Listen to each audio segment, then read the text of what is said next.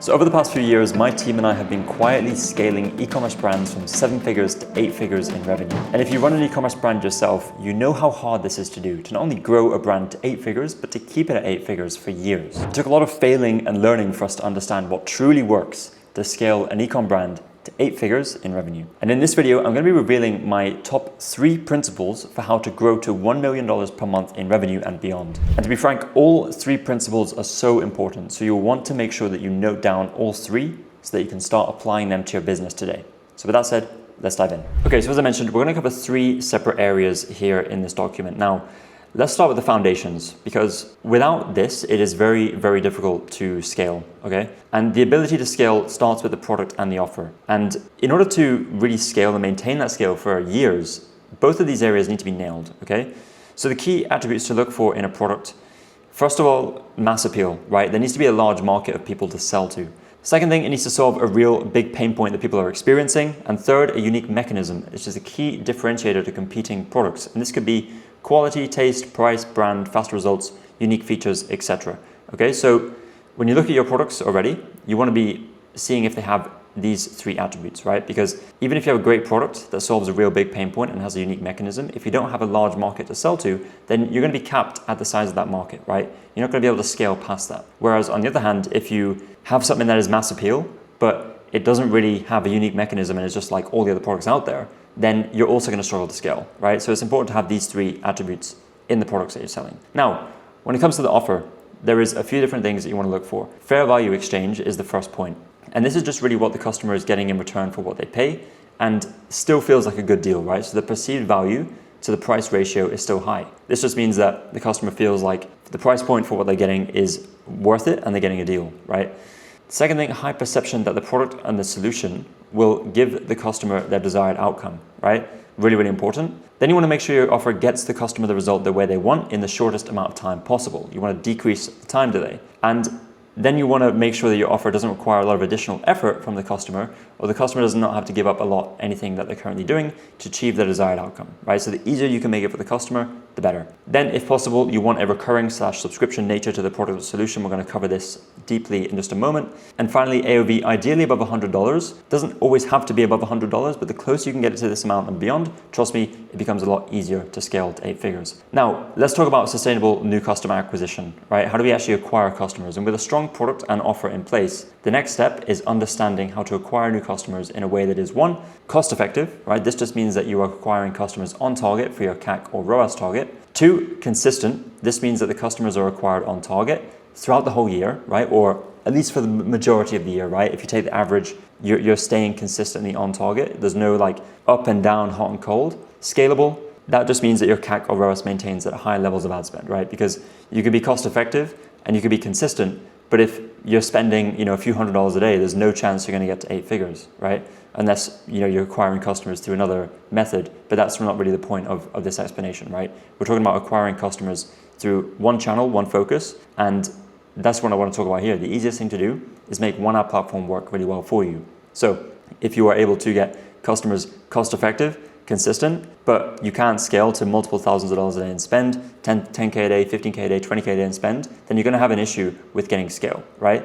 Same thing is if you are getting a cost-effective CAC or ROAS, but it's not consistent, then that is also a problem as well, okay? So similar to what we went through here in the attributes to look for in a product, again, you need to have all these in place in order to make it more realistic and likely that you will achieve that $1 million per month and beyond mark. So example of focusing on one ad platform is focusing on Meta. If you know your customers on Facebook and or Instagram, then obviously it's a great thing to do. Once you have one ad platform work really well, then you can expand to another ad platform, right? The key to getting consistent scale is focus, right? You don't want to be doing too many things at once. You want to focus on one thing, make it work really well for you, achieve the scale you want to achieve, then move on to the next thing and get that to work as well and start stacking them on top of each other. So for Meta ads, we focus on the following. First thing is ad creative. We do a lot of heavy lifting on ad creative, a lot of focus on ad creative. With ad creative, volume and quality is important, right? You want to be tackling both. Some people just say that you introduce a ton of volume and throw stuff at the wall and see what sticks. Some people say that you need to focus on quality. It's all about, making less creatives but focusing more on them. For us, we do both, right? You need both in order to continue to compete and scale in the market. Second thing is doing the research and knowing your audience pain points. You know in their stage of awareness and their ideal outcome. This is critical to making meta ads work. The research is probably the thing that we spend the most time on before we actually start creating ads, right? That's how important it is. And there's other videos on my channel that go deeper into the research and the creative process if you want to dive deeper into that. Third is produce a mix of video, UGC ads, user-generated content, and static ads to test angles from research. If you're not yet producing UGC ads, trust me, you're missing out. UGC is so important to creating scale, to educating customers, especially those that are a less aware stage of the market. And then also you can tack on whitelisting as well for your UGC to achieve further scale and performance. Second thing when it comes to meta ads and really focusing on that is conversion rate, right? After nailing ad creative and finding winning angles that resonate with the audience, it's time to then focus on improving conversion rate. Because yes, you can nail this side of the equation, right? But if your conversion rate is not where it needs to be, it doesn't really matter how good your creative is if you're always falling short on your conversion rate, right?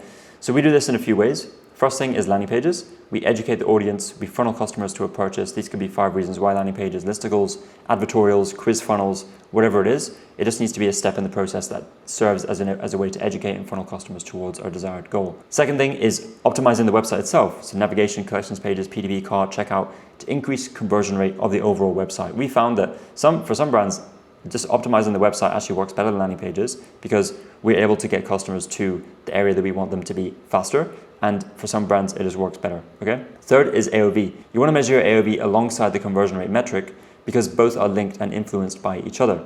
You can't have, AOV without conversion rate and vice versa. They kind of, if one goes up, the other one goes down as a general rule, right? We aim to increase AOV when it's not yet already above $100.